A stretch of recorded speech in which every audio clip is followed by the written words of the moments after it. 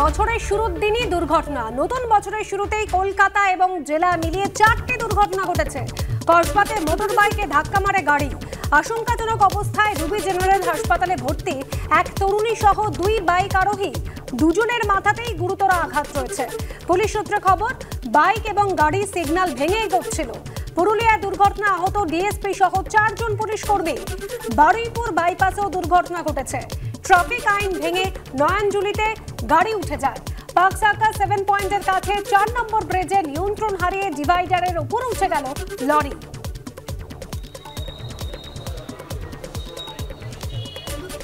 কলকাতা এবং জেলা মিলিয়ে 4টি দুর্ঘটনা। আমাদের প্রতিনিধি হিন্দোল এই মুহূর্তে সরাসরি রয়েছেন আমাদের সঙ্গে। হিন্দোল, 4টি দুর্ঘটনা নতুন বছরের শুরুতেই একেবারে যেভাবে আমরা দেখছি, পুলিশ সূত্রে কি খবর, কিভাবে এই এতগুলো দুর্ঘটনা ঘটলো?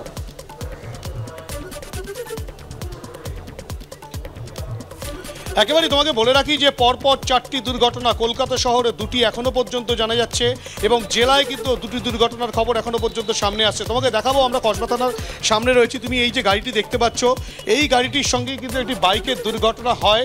গতকাল রাত 12:30 থেকে 1:45টার মধ্যে সেই দুর্ঘটনা ঘটে। একেবারে সিমেন্স মোড়ের যে মোড়, সেখানে কিন্তু এই দুর্ঘটনা ঘটে। গীতাঞ্জলি স্টেডিয়ামের কাছে এই দুর্ঘটনা ঘটে। যেটা পুলিশ বলছে যে এই গাড়িটি কিন্তু একেবারে বালিগঞ্জ স্টেশনের দিক থেকে রুবি কানেক্টরের দিকে যাচ্ছিল, অর্থাৎ রুবি মোড়ের দিকে যাচ্ছিল। সেই সময় এই গাড়িটির সিগন্যাল ছিল, কিন্তু একটি বাইক হঠাৎই গলি থেকে বেরিয়ে একেবারে যে গীতাঞ্জলি স্টেডিয়ামের পাশে যে সিমেন্সের গলি রয়েছে সেই গলিতে ঢুকতে যায় সিগন্যাল ব্রেক করে।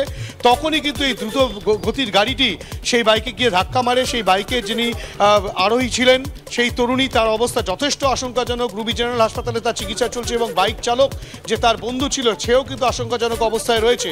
তেমনটাই কিন্তু এখনও পর্যন্ত পুলিশ সূত্রে খবর। তোমাকে দেখাবো, এই গাড়ি যখন রয়েছে, গাড়ি সিগন্যালে থাকাকালীন গাড়ির এয়ারব্যাগ কিন্তু একেবারে খুলে গেছে, গাড়ির সামনের অংশ দুমড়ে মুচড়ে গিয়েছে। শুধু তাই নয়, এই ঘটনা যখন ঘটে, আজ ভোরেও কিন্তু একটা দুর্ঘটনা ঘটে, যেটা পাকসাকাস 4 নম্বর ব্রিজে হয়। পাকসাকাস 4 নম্বর ব্রিজে একটি নিয়ন্ত্রণ হারিয়ে লরি কিন্তু ধাক্কা মারে একেবারে গার্ডওয়ালে। সেখানে কিন্তু দেওয়াল ভেঙে ফেলে এবং সেটা সকাল 6টা থেকে 6:30টার মধ্যে হয়, তেমনটাই পুলিশ সূত্রে খবর। এবং তাতে কিন্তু সেই লরির চালক আহত হয়েছেন এবং কিভাবে দুর্ঘটনা ঘটলো, কিভাবে সেই লরিটি নিয়ন্ত্রণ হারালো, সেই বিষয়টা পুলিশ খতিয়ে দেখছে।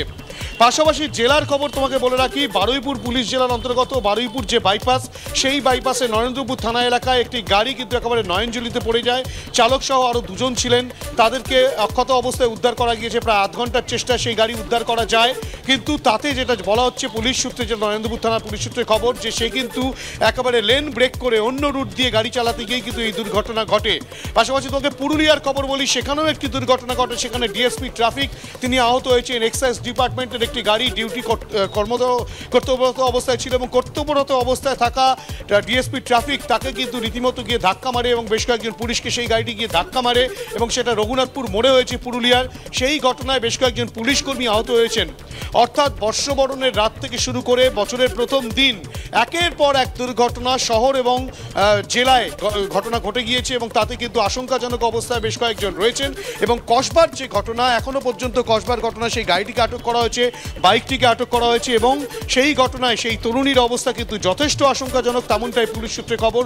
যার চিকিৎসা রুবি জেনারেল হাসপাতালে চলছে এবং বাইক চালক যিনি ছিলেন তার অবস্থাও আশঙ্কাজনক রয়েছেন এবং দুজনের মাথাতে হেলমেট ছিল না, তেমনটাই পুলিশ সূত্রে খবর। এবং তারা মত্ত অবস্থায় ছিলেন কিনা সেটাও কিন্তু পরীক্ষা নিরীক্ষা করে দেখা হচ্ছে, তেমনটাই কসবা থানার পুলিশ সূত্রে খবর।